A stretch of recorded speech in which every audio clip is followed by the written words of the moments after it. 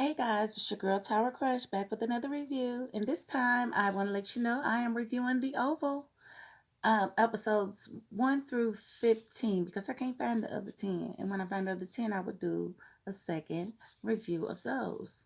Um, if you haven't already, please hit my subscribe button. And I really appreciate you. And you will be eligible for the $500 giveaway once I get to 1,000. And we're like, not even close, but it could happen any day now. It could happen any day. Okay, The Oval. I will let you guys know my honest opinion. I do not like it very much. The first 15 episodes seems a little bit all over the place, and I didn't really know how to give the review. So I'm just going to go down the list of cast members and what I really think of them and their storylines. Okay. So the show opens up with the first lady and the president, newly elected, having a fist fight with one another, basically showing their dynamic and showing how they smile for the cameras, but it's nothing really like that in real life. She's basically the daughter of very powerful people. Um, People so powerful that they're at the top of the food chain, like the very top. You know, they say the Rothschilds, and it's so many, families and companies that actually run the world. And her parents are with them. So that means that they are very, very capable of making things happen. And they're very scary. They are actually the only people that we see Victoria even being scared of at all. So that's their dynamic. And basically she met him in college. They made him mayor, made him governor, and then made him president. And so he pretty much owes a debt of gratitude to her family and the people that made him, go all the way to the top. But the problem is he didn't want to be at the top. He actually has a different woman that he actually loves, that he's never been able to be with, but she's been around pretty much the whole time. um he's bought her a business. He's actually having sex with her in the Oval Office, in their bedroom. He's doing the most because he does not like his wife. She does not like him. But he's actually in love with this other girl, and if he had his way, he would definitely leave his wife and he would be with her. And her name was Denise. And so that's really their dynamic. I'm gonna step away from them real quick and go to someone else. Okay, so we have Barry. Barry is the son of the butler. I do not like Barry. Barry is very dumb. Okay. Gail is the president's daughter. She comes in drunk, and Barry and his father and another lady that works there were all standing around, and she was like, "Well, I'm gonna let Gene take you to your room and show you your quarters." And she's like, "I don't want Gene to do it. I want him to do it." And she points to Barry. And Barry's like, "Me?" And she's like, "Yeah, you." So basically, she takes him in the room, and basically he's telling her he's not interested in her. She's coming on to him. She's actually trying to give him head when he pushes her off of him, and she hits her head. When she comes to, she screams rape. She says he raped her. So the staff are acting like, "Oh, well, we've got to investigate." There's nothing to investigate. They was literally in there for 30 seconds and she's claiming rape. She wasn't even sleep long, honey. I didn't get that, how that got dragged out like it was something meaningful when everybody knew that there was no way. If they had just went in the room, and if Jean was really outside the door like she said she was, then she would have heard him saying, "No, no, no." So why didn't you speak up when this heifer done called him a rape? Basically called rape. I don't like that, because, and this is why when rapes get reported, I need to hear the details. I don't just believe a person, and it's because of Emmett Till why I don't just believe people, because I know that women can be very vindictive, and she was very mad that he turned down her advances, and so she cried rape to ruin his life. She didn't care. She's one of those people that have been given the world, have been given everything they want in the world except for love from their parents. And she just decides that she's gonna inflict her pain on other people. So she treats the help like the help. She treats everybody like crap. And she really thinks she's something because she's the president's daughter. Her brother is a pervert. He likes to jack off even at the dinner table. He's got real issues. And it is said to the mother at one point that she should get her son some counseling because serial killers start out as perverts. He's always getting caught watching people and jacking off. It's crazy. But he finds out a way that his sister can get out.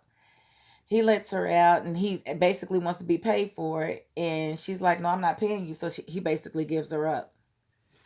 Barry, who she had already accused of rape, comes over to her boyfriend's house where she had been staying and sees her and tells the cousin, you know, she ain't no good. You know, she tried to cry rape on me. The cousin made her leave. And imagine, she loves the cousin.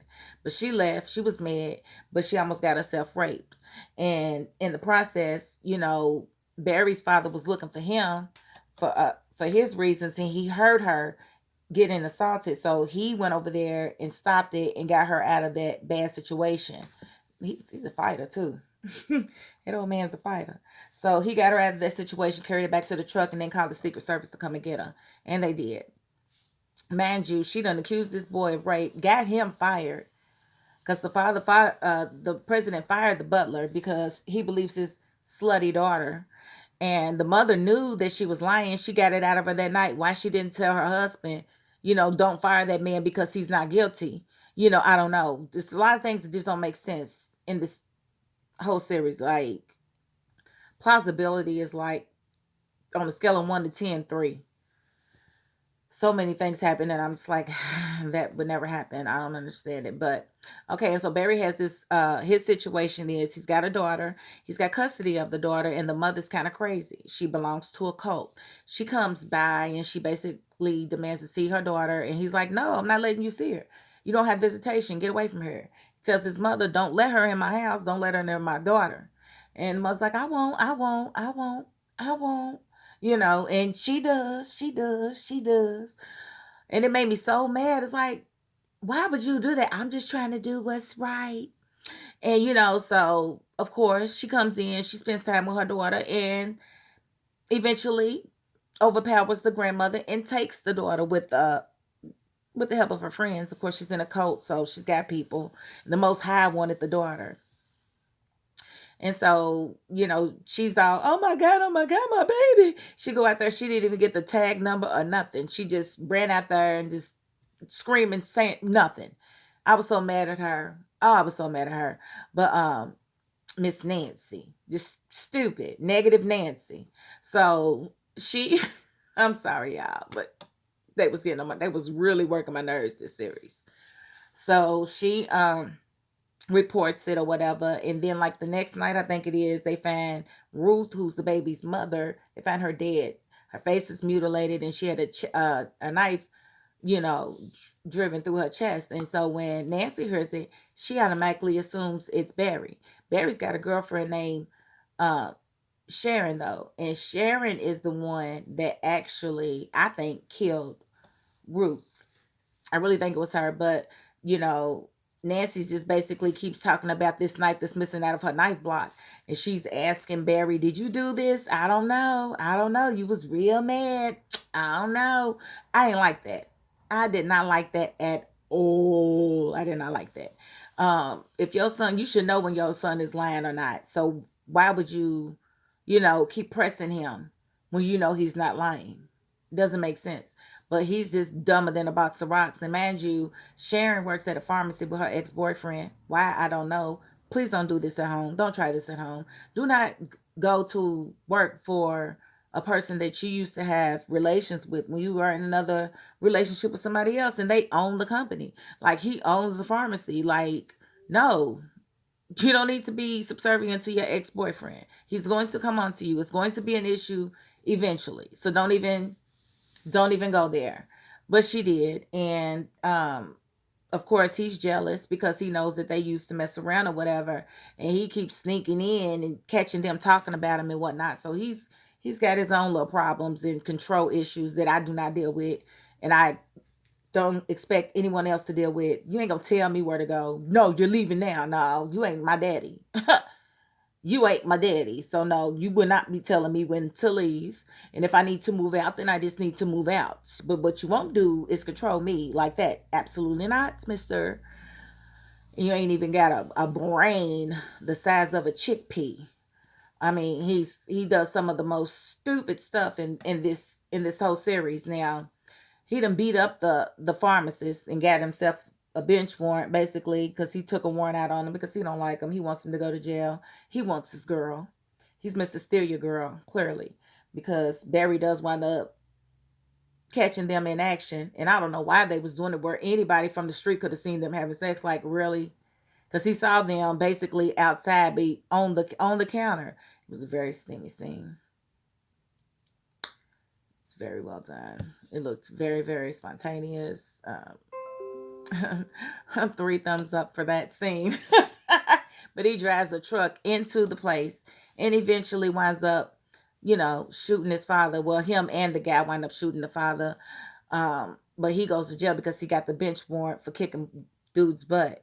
Now, his daughter's kidnapped, and that's why I think he had so much attitude with everybody, but he was just not thinking clearly. Like, when the parents, the some other girl from the cult went back to the house. She helped them steal the granddaughter, but she went back there because she wanted to get away from the cult. Left her daughter in the cult. Basically killed herself eventually, and but gave them addresses to where, all the locations where the cult moves back and forth. So they have all the addresses, so they'll probably find the daughter hopefully in the next 10 episodes. But she kills herself, so they had to call the police. He didn't want to call the police because he knew he had a warrant on him. And so he didn't call after they told him to. Well, they finally called the police. This boy go upstairs, find a box full of money and a bloody knife.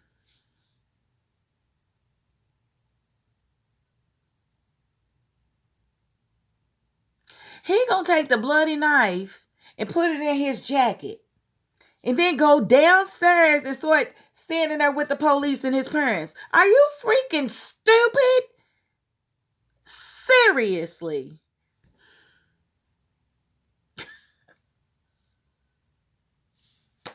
No. No. So his dumb butt goes downstairs, and of course the police are like, "Who are you? We got a warrant for your arrest."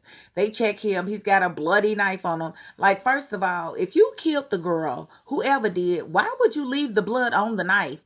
One. Two, why wouldn't you just clean it and put it back in the knife block? I mean, that's like, to me, the most common thing to do if you was not maybe trying to get caught. Like, I don't understand why you would put the knife. I don't get it. And then he just gonna put it in his jacket, like, and not the money. Not the money, but the knife. The money ain't yours, and neither is the knife. Why is the knife in your pocket? Why didn't you just go and dumb, stupid? Like, that was like the stupidest move I've ever seen anybody do on a TV show or a movie. That was the laziest writing I've seen in a long time. And I'm not gonna lie to you. I'm not gonna lie to you. That was very lazy. And this series, I'm hoping that the next 10 episodes are better because I think people like this show and I want to like it too. But right now, I only care about like 2 people, and that's Lily and Bobby. I think Lily and Bobby's little storyline is the most interesting. I hope that she goes back and get her some more because that was a steamy scene too in that bathroom. Let me tell you. Hmm. It was very steamy. I said, "Girl, you need some more of that because your husband gay. He gay as the day is like." So,